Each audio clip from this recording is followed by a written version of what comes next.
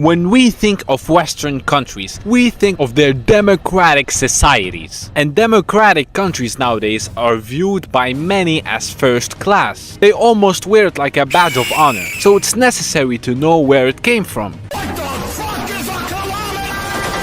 And like many things in the world, their origins lie in ancient Greece. During the 5th century BC, Athenian democracy came to life. It is often considered the earliest and most influential form of direct democracy in history. Athenian democracy is often attributed to Cleisthenes, an ancient Athenian statesman. Cleisthenes is considered the father of Athenian democracy because of his significant role in reforming the political system around 508 and 507 BC. While Cleisthenes played a crucial role, the development of Athenian democracy was a gradual process involving various reforms over time. I have seen many people assume that just because it was democratic, that it magically resembles completely our current view of democracy. Let me tell you, you're gonna be pretty shocked by this video. Immediately, let me just drop the biggest bomb. What do you mean by that?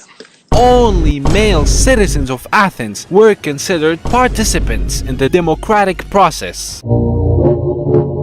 Yup, that's right. Women, slaves, and non-citizens were excluded from political rights. Citizenship was generally limited to adult males who were born to Athenian parents. The heart of Athenian democracy was the Ecclesia, a general assembly of citizens that met regularly on the Paionios Hill in Athens. Any citizen could attend the assembly, propose laws, and vote on decisions. The meetings were open to all citizens, and attendance was encouraged. The Ecclesia met around 40 times a year, and attendance was seen as a civic duty. This frequent assembly allowed citizens to actively participate in decision-making, discuss issues, and vote on important matters.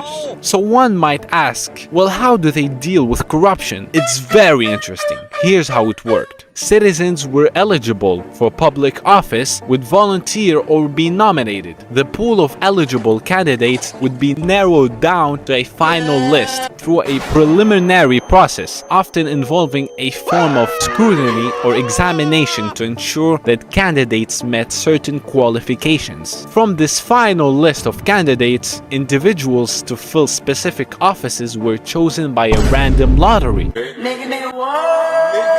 This process was intended to be fair and impartial, preventing corruption and manipulation that might occur in an election-based system. Those selected by lot usually served for a limited term, and there were often restrictions on how frequently an individual could hold a particular office. To ensure a broad and diverse participation of citizens in governance, the use of lotteries was seen as a way to promote equality and prevent concentration of power in the hands of a few elite individuals. It reflected the Athenian belief that participation in civic duties and governance should be open to all citizens, regardless of their social status or wealth. Obviously, some positions, especially those with specialized responsibilities, were filed through elections. They also had ostracism, a procedure by which citizens could vote to banish a person deemed a threat to the state for 10 years.